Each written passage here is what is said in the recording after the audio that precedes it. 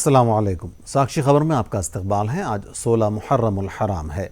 सुर्खियों से पहले सुनते हैं हदीस शरीफ। बिस्मिल्लाहिर्रहमानिर्रहीम। नबी करीम सल्लल्लाहु अलैहि वसल्लम का इरशाद मुबारक है, जन्नत को तकालिफ ने घेरा हुआ है और जहन्नम को नफ्सियाती ख्वाहिशात ने घेर रखा है। और अब सुर्खियां। हतक इज्जत केस में राहुल गांधी को सुप्रीम कोर्ट से बड़ी राहत, सजा के फैसले पर लगाई रोक।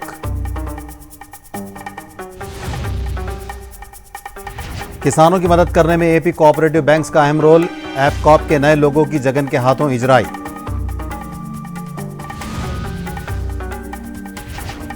पुराने शहर की तरक्की के लिए हुकूमत के कई इकदाम, अकबर ओवैसी के सवाल पर केटीआर का जवाब।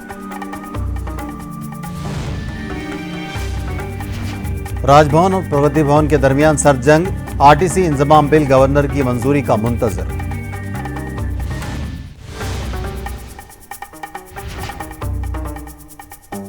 और अब खबरों की तफसीलात। सबसे पहले बात करते हैं राहुल गांधी की।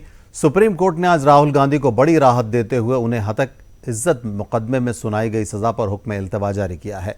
सुप्रीम कोर्ट के फैसले के बाद अब राहुल गांधी पार्लियामेंट के इजलास में शिरकत कर सकेंगे और अगले साल होने वाले इलेक्शन में भी हिस्सा ले सकेंगे। सुप्रीम कोर्ट की बीआर गवाई, पीएस नरसिम्हा और संजय कुमार पर मुश्तमिल 3 रुकनी बेंच ने यह फैसला सुनाया है। मोदी की उर्फियत वाले नाम पर राहुल गांधी ने जो रिमार्क किया था, उस पर सूरत की अदालत ने राहुल गांधी को 2 साल की सजा सुनाई थी। सुप्रीम कोर्ट के फैसले पर कांग्रेस ने सच की जीत करार दिया और इसे नफरत के खिलाफ मोहब्बत की जीत से ताबीर किया। ने एक बहुत महत्वपूर्ण फैसला दिया है और सुप्रीम कोर्ट के ऊपर जो आस्था 140 करोड़ लोगों की आस्था है, वो इसीलिए है कि जब जब कसौटी पे कोई बात आती है तो सुप्रीम कोर्ट उस पर खरा उतरता है।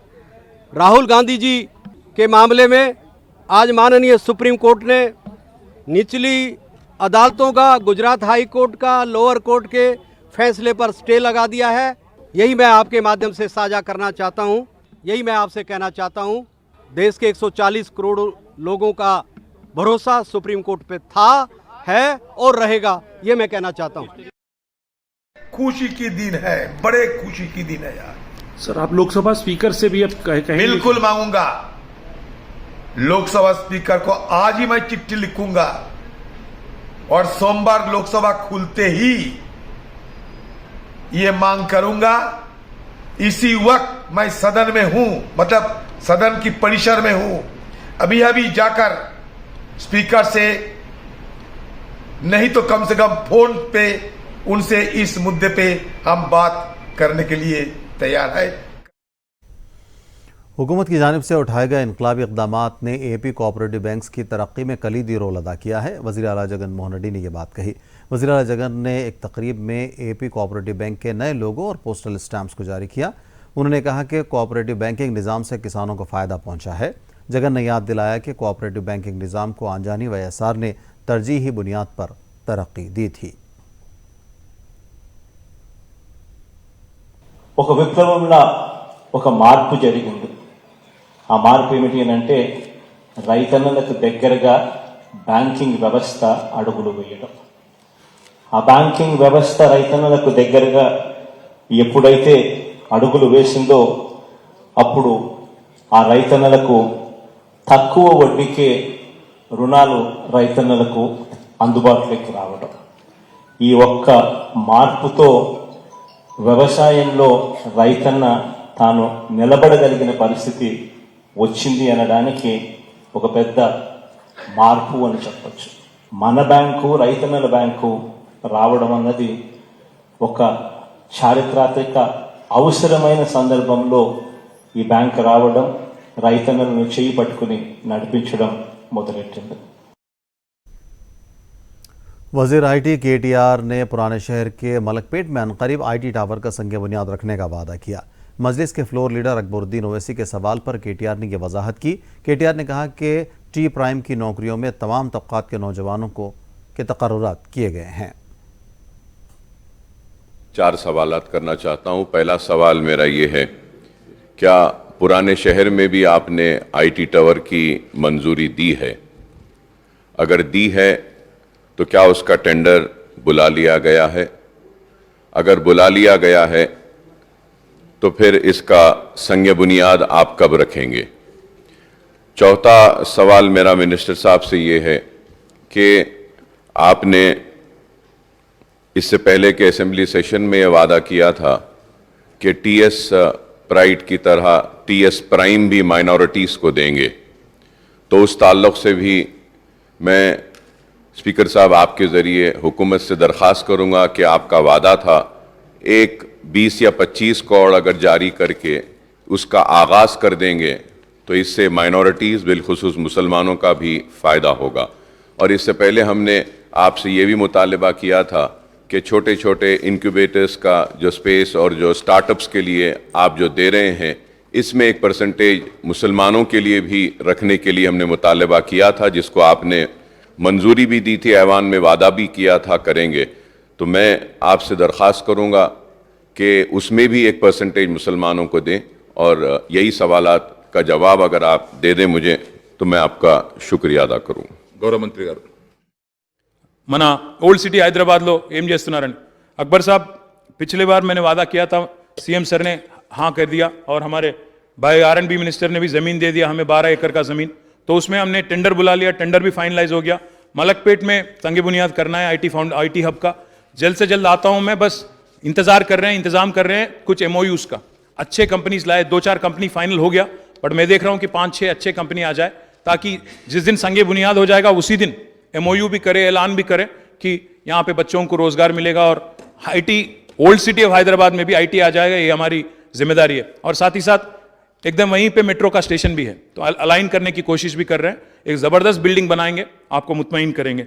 साथ ही साथ आपने पूछा आज कि टी प्राइम के बारे में क्या हुआ, मैं थोड़ा उसका जानकारी लेके मैं इसी असेंबली सेशन में मैं आपको वादा करता हूँ, इसी असेंबली सेशन में आपको मैं ज़्यादा डिटेल दूंगा। आज मेरे इंडस्ट्रीज डिपार्टमेंट वाले यहाँ पे नहीं है, थोड़ा डिटेल लेके मैं आपको तफसील में बोलूँगा। साथ ही साथ आपने पूछा कि बच्चे परसेंटेज क्या इसमें है। फिलहाल मैं ये कह सकता हूँ कि जहाँ कहीं भी गवर्नमेंट ने इंफ्रास्ट्रक्चर बनाया, जैसे प्लग एंड प्ले फैसिलिटीज़ है, हम कोशिश ये कर रहे हैं कि every section of the society gets to be a part of it. I don't have immediate answers on how much percentage is being given. I will be honest with you, but I will certainly come back to you in writing. मैं जवाब दूंगा आपको in writing, मैं आपको पहुंचा दूंगा। I hope that satisfies you. मजलिस के floor leader Akbaruddin Owaisi ने इस साल भी नीट और एमसेट की लॉन्ग टर्म कोचिंग का पुराने शहर में इंतजाम करने की हुकूमत से अपील की है। इसके अलावा उन्होंने टेमरीज के तहत कम अज़ कम एक डिग्री कॉलेज फॉर मेंस और एक डिग्री कॉलेज फॉर विमेंस इसी साल से शुरू करने की दरख्वास्त की, जिस पर रियासती वजीर कुप्पलेश्वर ने तजवीज़ पर गौर करने का तयक़ुन दिया। मैं आपके जरिए और एक बात ये कहूँगा sir, last year sir through टिमरीज we were successful to conduct all competitive exams NEET EAMCET coaching in old city sir.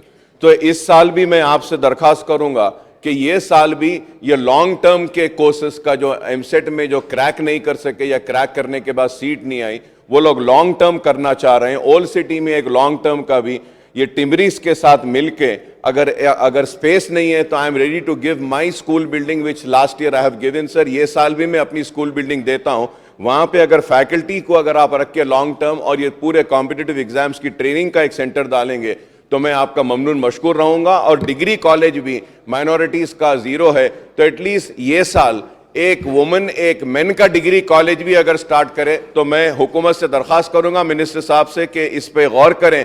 इससे एक अच्छा मैसेज जाएगा कि डिग्री कॉलेज माइनॉरिटीज का भी है। KTR ने ऐवान में कहा कि चार मीनार और हैदराबाद के दीगर तारीखी मकामात को भी वर्ल्ड हेरिटेज टैग लाया जाएगा। इसके लिए उन्होंने फ़ौरन 100 करोड़ रुपये मंजूर करने का भी तयक़ुन दिया। उन्होंने इस मौके पर दावा किया कि तीसरी बार भी तेलंगाना में BRS हुकूमत कायम होगी और तरक्याती कामों को जारी रखेगी। फुलफिल किया and we are also focused on other restoration. Our dream and our job. Akbar साहब, आपने कहा कि सिल्वर जुबली, आप भी जानते हैं, मैं भी जानता हूं, हमारे यहाँ ऐवान में जो बैठे हमारे कांग्रेस और बीजेपी के साथियां हैं वो भी जानते हैं। फिर अगली बार भी KCR साहब ही चीफ मिनिस्टर बनेंगे, तीसरी बार भी वही जीतेंगे, सबको ही जानता है। बोलते बाहर कुछ और है। मैं आपको वादा कर रहा हूं 100% पूरा करेंगे। और साथ ही साथ जैसा मैंने कहा, all the heritage structures and most importantly we are committed to bringing world heritage tag to the city of Hyderabad. हमने ऑलरेडी कोशिश करके कुतुब शाही टूम्स के लिए we got the tag for world heritage structure का टैग हमने लाया। चार मीनार और साथ ही साथ जितने भी हमारे हकीकी हैदराबाद में जितने भी इमारत है, जितने भी शानदार इमारत है, उसके बारे में भी हम कोशिश लगातार कर रहे हैं। सैलाब मुतासरीन की मदद करने की मांग करते हुए कांग्रेस की जानिब से असम्बली के घेराव की कोशिश की गई। कांग्रेस कायदीन और कारकुनों ने असम्बली के गेट के पास एहतजाज किया, ताहम पुलिस ने एहतजाज करने वाले कांग्रेस के कायदीन और कारकुनों को गिरफ्तार कर लिया। कांग्रेस ने बीआरएस हुकूमत पर सैलाब मुतासरीन की मदद न करने का इल्ज़ाम लगाया है।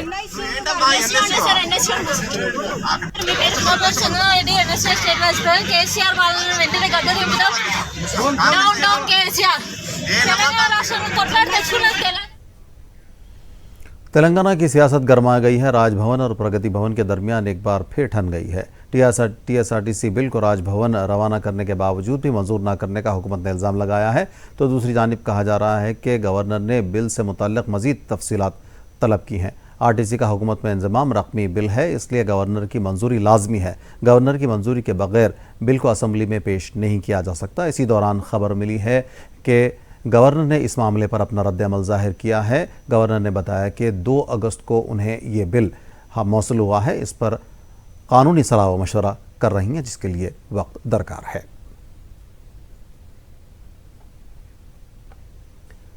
चंद्रबाबू ने हमेशा आवाम से धोखा किया है, जबकि वज़ीर आला जगन मोहन रेड्डी ने आवाम से किए गए वादों को पूरा किया। यह रद्द-ए-अमल करनूल के एमएलए हफीज़ खान ने दिया। हफीज़ खान ने चंद्रबाबू के करनूल दौरे पर रद्द-ए-अमल दे रहे थे, जिसमें बाबू ने फिर नौजवानों से नौकरियों से मुतल्लिक़ झूठा वादा किया था। हफीज़ खान ने बताया कि वज़ीर आला जगन ने आरटीसी सेक्रेटरीट, वॉलंटियर्स, आउटसोर्सिंग समेत दूसरे महकमों में हज़ारों लोगों को नौकरियां फराहम की हैं, जबकि बाबू ने सिर्फ वादे किए हैं।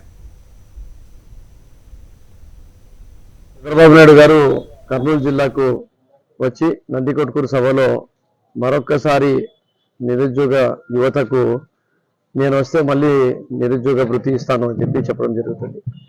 బాబు వస్తే జాబ్ వస్తుంది అని చెప్పి అందరికీ ఏ ఒక్క మనిషికి కూడా ఒక జాబ్ కూడా ఇవ్వలేదు. ఈరోజు జగనన్న ప్రభుత్వం వచ్చిన తర్వాత ఆర్టీసీని విలీనం చేసినాం. సచివాలయంలో 1,50,000 మందికి జాబ్లు ఇచ్చినాం. వాలంటీర్స్కి దాదాపు 2,50,000 మందికి జాబ్స్ ఇచ్చినాం. అలాగే అవుట్ సోర్సింగ్ లో మరి కాంట్రాక్ట్ జాబ్స్ లో దాదాపు 4 లక్షల పైన జాబ్స్ ఇచ్చినాం. అంటే ఆంధ్రప్రదేశ్ రాష్ట్రంలో ఇచ్చినంత జాబ్లు పక్కన ఉండే తెలంగాణ రాష్ట్రం కానీ, కర్ణాటక కానీ, తమిళనాడు కానీ ఎక్కడ కూడా ఇచ్చింది లేదు. కాకపోతే చంద్రబాబు నాయుడు గారు లెక్క జగన్మోహన్ రెడ్డి గారు మా గౌరవ ముఖ్యమంత్రి వర్యులు ప్రతి సభలో అదే మాట చెప్పుకుంటూ డబ్బా కొట్టే ప్రయత్నం చేయరు. अन्नमैया रायचोटी ज़िले में जगनन्ना सुरक्षा प्रोग्राम कामयाबी के साथ मुनक़िद किया गया। डिप्टी चेयरमैन एपी कानून साज काउंसिल ज़किया खानम ने बताया कि लाखों लोगों को जगनन्ना सुरक्षा स्कीम के तहत दरकार दस्तावेज़ात तैयार करके दिए गए। उन्होंने कहा कि इस प्रोग्राम के ज़रिए हर मुस्तहिक़ को बिना पेचीदगियों के फलाही स्कीमात पहुँचाई जा रही हैं।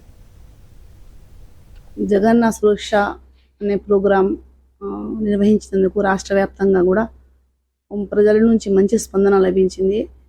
జగనన్న సురక్ష కార్యక్రమాన్ని నిర్వహించినప్పుడు చాలా మంది ప్రజలు గర్వంగా కూడా హర్షించారు. మంచి అపూర్వ స్పందన లభించింది. జగనన్న సురక్ష కార్యక్రమాన్ని ఈ ఏడాదిలో మరొకసారి నిర్వహించేందుకు గౌరవ ముఖ్యమంత్రి గారు, రాష్ట్ర ప్రభుత్వం కూడా ఆలోచించినట్లు తెలుస్తుంది. నెల రోజుల పాటు జరిగిన ఈ కార్యక్రమము 1.5 కోటి కుటుంబాలు సర్వే చేయబడినాయి. 15,000 క్యాంపులు నిర్వహించి 94 లక్షల మందికి సర్టిఫికేట్లు కూడా అందజేశారు. మన అన్నమయ్య జిల్లాలో జగనన్న సురక్ష కార్యక్రమము చాలా సక్సెస్ అయింది. लोकेश अपनी पदयात्रा के दौरान ज़बान अपने काबू में रखें वरना संगीन नताइज बरामद होंगे। विनुकोंडा के एमएलए बी ब्रह्मा नायडू ने यह वार्निंग दी है। एमएलए ने उन पर अराज़ी कब्ज़ात का इल्ज़ाम लगाने पर लोकेश को चैलेंज किया कि अगर 1 इंच सरकारी ज़मीन भी उनके कब्ज़े में पाई गई तो वो मुताल्लिक़ा सारी ज़मीन लोकेश को देने तैयार हैं।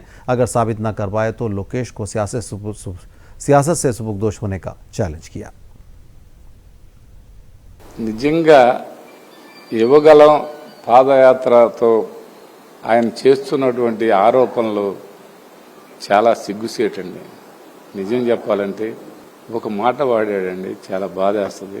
ఎవరు ఎన్ని కేసులు పెట్టించుకొని నా దగ్గరకు వస్తే అంత పెద్ద పదవి ఇస్తాను, ఎవరు దాడి చేసి ఎదుటి వాళ్ళ మీద ఎంత బాగా దాడి చేస్తే అంత పెద్ద పదవులు ఇస్తానని చెప్తున్నటువంటి లోకేష్కి నేను ఒక మాట చెప్తున్నాను.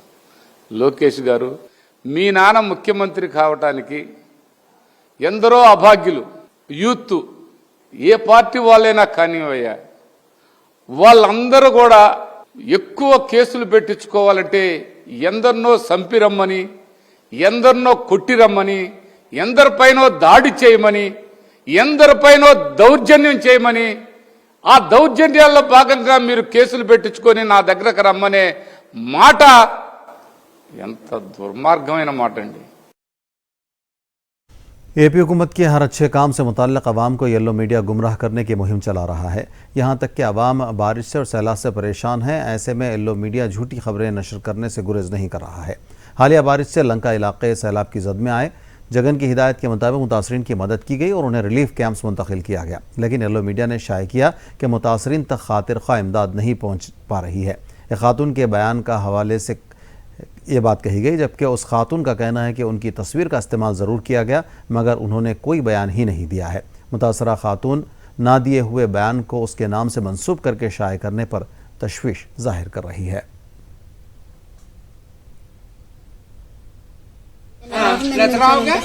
ఫోటో తీశారు వాళ్ళు. అసలు మేము వాళ్ళకే నాకు అసలు ఏ సంబంధం లేదు. నేను చెప్పను కూడా చెప్పలా. అట్లని వాళ్ళు వచ్చింది ఇలా చేస్తే ఇలా పేపర్కి ఇస్తారన్న సంగతి కూడా నాకు తెలియదు సార్. అసలు మామూలుగా అసలు ఏం సమాధానం చెప్పలా. పేపర్ రాసిన దానికి నాకు ఏ సంబంధం లేదు. నిన్న అక్కడ ఊళ్ళో వాటర్ వచ్చిందని మిమ్మల్ని అక్కడ పునరావాసంలో పెట్టారు. అక్కడ ఏమేమి ఇచ్చారమ్మా?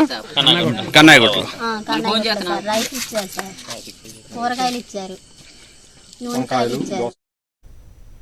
मगरबी गोदावरी ज़िले के एलपुर में बीसी तंजीमों की जानिब से किए जा रहे एहतजाज के इख्तितामी जलसे आम में रियासती वज़ीर वेंकट नागेश्वर राव ने शिरकत की। एहतजाजियों को लीमू का रस पिलाकर उनके एहतजाज को ख़त्म करवाया। उन्होंने सवाल किया कि बीसी के मामलात में हमेशा तेलुगु देशम पार्टी मुदाखलत करके क्यों परेशान करती है।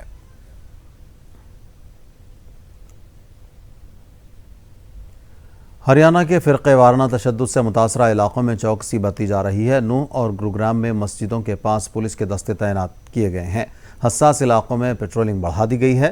उलमा ने जुमा की नमाज मकामी मसाजिद में अदा करने की मुसलमानों से अपील की और जमात उलमा ने मुसलमानों के घरों में ज़ोहर की नमाज अदा करने की भी अपील की। नूह के जामा मस्जिद इमाम बड़ी जामा मस्जिद के मौलाना जाहिद हुसैन ने इश्तियाल अंगेज़ वीडियो अपलोड करने वालों के खिलाफ कार्रवाई करने की मांग की है। मेरी तरफ से तमाम इलाके के लोगों के लिए, बासिंदा ने मेवात के लिए, इलाके के रहने वालों के हिंदू मुस्लिम सब भाइयों के लिए एक अपील है कि अमन और शांति के साथ में इलाके में रहें और अमन और शांति के साथ में ज़िंदगी गुजारें, भाईचारे को बनाए रखें। जैसा यहाँ की पहले से मिसाल थी कि मेवात में हिंदू मुस्लिम बहुत एकता के साथ में रहते हैं, लेकिन कुछ बाहरी लोगों ने आकर यहाँ गलत माहौल बनाया है। गलत माहौल बना है बाहरी लोगों की ऑडियो वीडियो के जरिए से, इसलिए इन ऑडियो वीडियो डालने वालों के खिलाफ सख्त सख्त कानून कार्रवाई होनी चाहिए। और हमने DCSP की मीटिंग में भी कल ये बात कही थी, अब भी यही कह रहे हैं। जुमे के लिए भी हमने लोगों से अपील की है, वो अपने गाँवों में रहें, अपने गाँवों में ही जुमा पढ़ें, अपनी मस्जिदों में रहें, शहर में आने की कोशिश ना करें। अगर शहर में प्रशासन कुछ कर्फ्यू खोलता है तो अपनी ज़रूरत के लिए आए, ना तो कोई ज़रूरत नहीं है बाजार में आने की। हमारे इलाके मेवात में सड़कों पर जुमे की नमाज़ नहीं कहती। अल्हम्दुलिल्लाह सारे गाँवों में मस्जिदें हैं, सब लोग मस्जिद से बाहर नमाज नहीं पढ़ते, जुमे की नमाज मस्जिदों में ही होती है। और जुमे और ईदैन के लिए मस्जिदें जामा मस्जिदें होती हैं। बाकी नफली इबादतें, इनफरादी इबादतें, नफली नमाजें आदमी अपने घर में, अपने कमरे में कहीं पढ़ सकता है, लेकिन जुमे की नमाज जमात के साथ होती है। वो जमात गांव की मस्जिद में भी हो जाएगी। जिन गांवों में जुमा होता है वो गांव वाले अपने गांव की मस्जिदों में जुमा पढ़ेंगे। जिन गांवों में जुमा की नमाज नहीं होती, छोटे गांव में, वो जोहर की जमात के साथ नमाज पढ़ेंगे। बाकी शहर में आने की कोशिश ना करें। हमने इंडियन आर्मी ने कुपवाड़ा में स्कूली बच्चों के लिए कैलीग्राफी खत्ताती के वर्कशॉप का इनेकाद किया। इस कैम्प में मुख्तलिफ स्कूल्स के तलबा ने शिरकत की और फ़न खत्ताती सीखते हुए खुशी का इज़हार किया। तलबा और उनके सरपरस्तों ने इंडियन आर्मी का शुक्रिया अदा किया।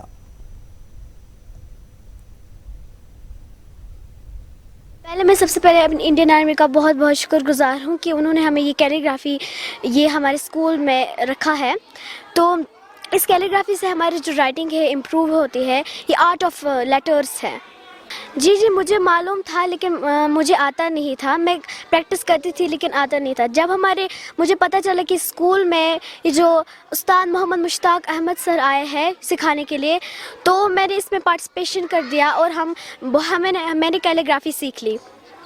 मैं बहुत ज़्यादा शुक्रगुजार हूँ अपने इंडियन आर्मी की, क्योंकि उनकी वजह से हम आज ये कैलीग्राफी सीख पाए। और मैं बहुत ज़्यादा शुक्रगुजार हूँ अपने सीओ सर की भी, उनकी वजह से भी हम आज ये कैलीग्राफी सीख पाए। अच्छी बात मुझे ये लगी कि इन बच्चों को पता ही नहीं था कि कैलीग्राफी होती क्या है। जब उसका तारुफ कराया गया और एलिमेंट्री शुरुआत कराई गई तो इनके अंदर बहुत ज़्यादा शौक़ है कि ये कैलीग्राफी सीखे, बहुत ज़्यादा। यानी कि 5 दिन में जितना इन्होंने इम्प्रूवमेंट किया है, ये एक बहुत बड़ा अचीवमेंट है।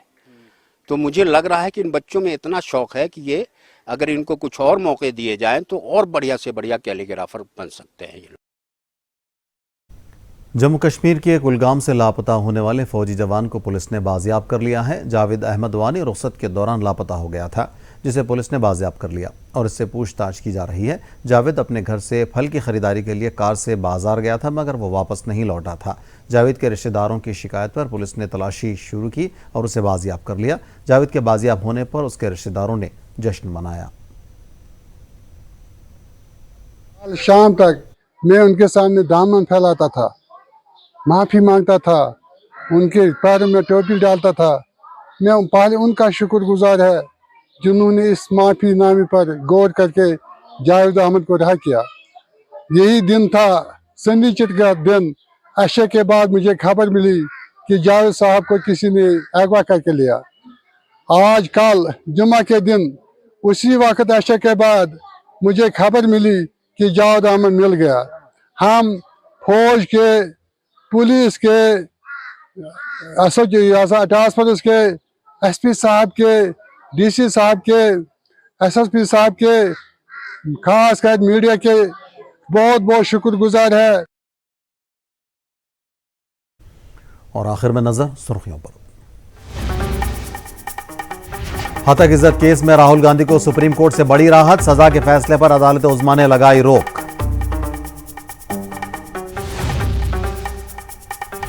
किसानों की मदद करने में एपी कोऑपरेटिव बैंक्स का अहम रोल, एपकॉप के नए लोगों की जगन के हाथों इजराई। पुराने शहर की तरक्की के लिए हुकूमत के कई इक़दामात, अकबर अवैसी के सवाल पर केटीआर का जवाब।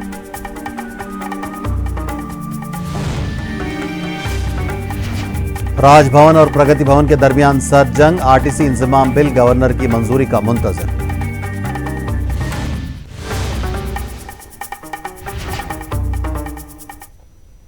साक्षी खबर में फिलहाल इतना ही। अब लेते हैं छोटा सा ब्रेक के बाद देखिए तेलुगु खबरनामा।